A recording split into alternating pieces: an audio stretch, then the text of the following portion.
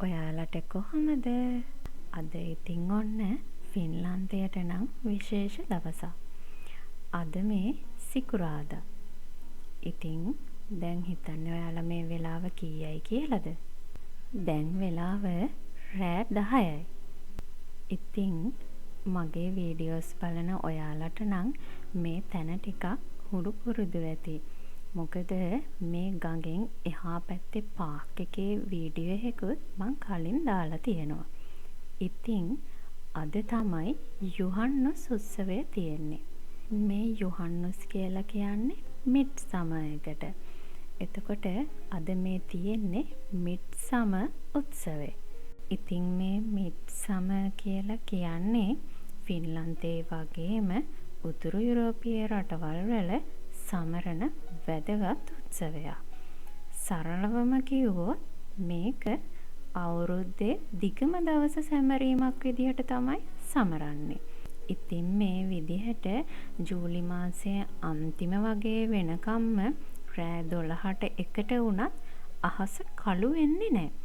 එළිය තියෙනවා. ඉතින් මේ උත්සවයේ වැදගත්ම දේ තමයි මේ ගඟ මැද්දේ තියෙන ගිනි මැලය පත්තු කරන එක. මේ ගිනි මැලය පත්තු කරලා තමයි එයාලා මිඩ්සමර් එක ආරම්භ වුණා කියලා සංකේතවත් කරන්නේ. ඉතින් දැන් මේ කට්ටියම වට වෙලා බලන් ඉන්නේ මේ ගිනි මැලය ඇවිලෙනකම්. ඉතින් මම කලිනුත් කිව්වා මේ ගොඩාක් අයට තමන්ගේ පෞද්ගලික බෝට්ටු තියනවා කියලා. ඉතින් එහෙම තියන අය මේ ඒ බෝට්ටු වලින් ඇවිල්ලා ඒක පත්තු වෙනකම් බලන් ඉන්නවා. ඒකට විතරක් නෙමෙයි මෙයාලා අද දවස සමරන්නත් එක්කම තමයි මේ බෝට්ටු වලින් ඇවිල්ලා තියෙන්නේ. අද ඉතින් මේ සිටි එකේ ඉන්න ගොඩාක් අය මෙතනට එනවා. ඉතින් කොච්චර කට්ටිය හිටියත් කවුරුත් කිසිම කලබලයක් නැතුව හරිම නිදහසේ තමන්ගේ පවුල අයත් එක්ක මේ දවස මෙතනට ඇවිල්ලා ගත කරනවා. ඉතින් ලොකුම දේ තමයි සෙනග කොච්චර හිටියත් කවුරුත් කාටවත් කරදරයක් නැතුව හරිම සාමකාමීව මේ උත්සවය සමරන එක.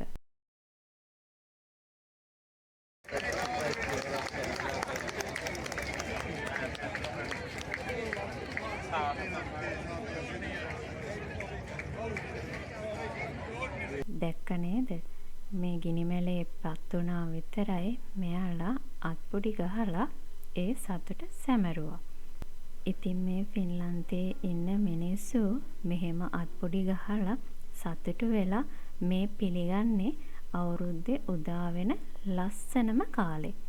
ඉතින් මේ හැම අත්පොඩි සද්දයකින්ම කියවෙන්නේ දිගු සීත කාලයක් ඉවර වෙලා ලස්සන ගිම්හානයක් ආපු එකේ සතුට.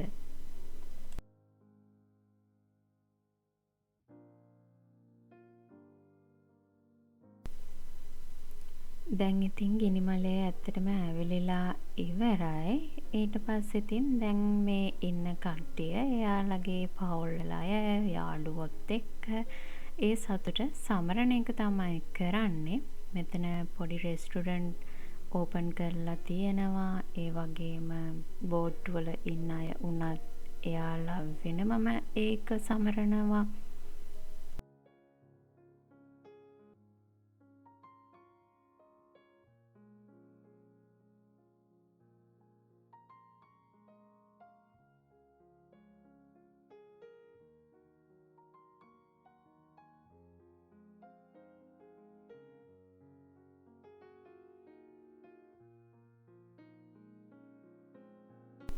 දැන් ඉතින් මේ කට්ටියගෙන් ගොඩාක් අය ගඟෙන් එහා පැත්තේ තියෙන පාක් එකටත් යනවා. එයාලගේ යාළුවෝ පවුල අයත් එක්ක.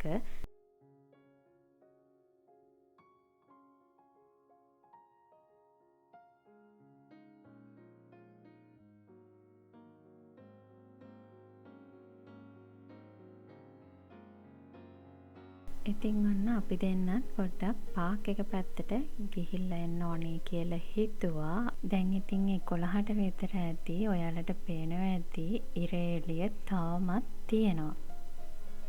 ඉතින් මේ බලන්නකෝ මේ බෝට්ටුව පැදගෙන යන්නේ ආච්චි කෙනෙකුයි සීයා කෙනෙකුයි. ඉතින් බලන්නකෝ එයාලා කොච්චර වයසට ගියත් එයාලා වෙනුවෙන් කාලය වෙන් කරන හැටි. මෙහි වැදගත්ම දේ තමයි මෙහි තමන්ගේ පවුලේ අය වෙනුවෙන් කාලය වෙන් කරන එක නම් මෙයාලා අනිවාර්යයෙන්ම කරන දෙයක්. ඉතින් ලෝකය කොච්චර දියුණු වුණත් මේ ෆින්ලන්තයේ මිනිස්සුන්ගෙන් අපිට ඉගෙන ගන්න තියෙන දේ තමයි ඇත්තටම මෙයාලා හරියට සබහාදහමට ගරු කරනවා. ඒ විතරක් නෙවෙයි මෙයාලා ජීවිතයේ තියෙන සරලම දේවල් වලින් තමයි එයාලගේ සැබෑ සතුට හොයාගන්නේ. ඒ කොහොම වුණත් මේ බෝට්ටු පදින අයගේ ආරක්ෂාවට මේ වගේ ආරක්ෂක බෝට්ටු මෙතන තියෙනවා. කියන්නේ මෙයාලා ගඟේ එහාට මෙහාට යනවා. මොකද මේ බෝට්ටු පදින අයට මොන හරි කාර්යයක් වුණොත් එයාලා ඒ වෙලාවෙම ක්‍රියාත්මක වෙන්න බලාගෙන.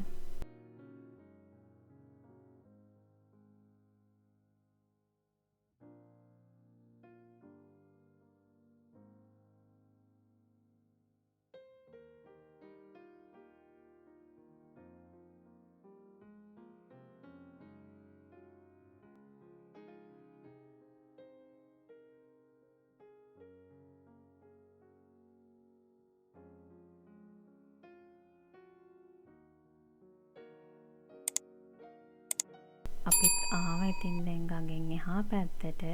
ඉතින් මේ පාක් එකටත් කට්ටිය ඇවිල්ලා තැන් වල එයාලා විනෝද වෙනවා.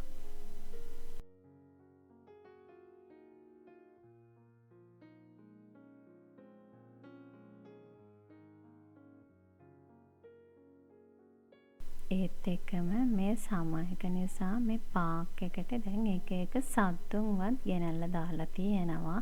මොනරු තව එක ජාතියේ කුරුල්ලෝ ඒ වගේ අයව ගෙනල්ලා දාලා තියෙනවා.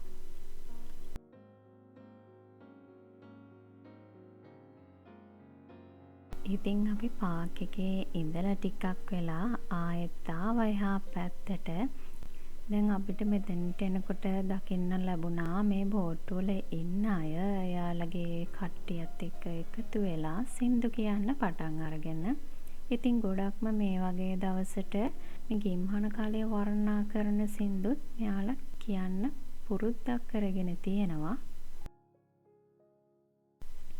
ඇත්තටම මේ කාලයට රැටත් ෆින්ලන්තයට මේම ඉර එළියක් තියෙන නිසා ඒ වගේම සීත කාලයේදී ගොඩක් කළුවර තියෙන නිසාත් මෙයාලා මේ කාලේ උපරිමයෙන් විඳ ගන්න උත්සාහ කරනවා.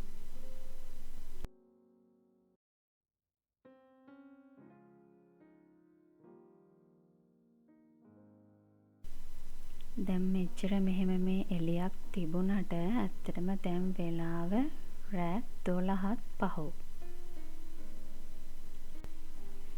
ඉතින් යොහන්නොස් කියලා මෙයාලා ලොකු දේවල් මෙයාලගේ ජීවිතේ නැහැ. ඇත්තටම හරිම පොඩි දේවල් වලින් තමයි මෙයාලා සතුටක් ලබන්නේ. ඉතින් අද මම මේ vlog එක මෙතනින් ඉවර කරන්නයි හදන්නේ.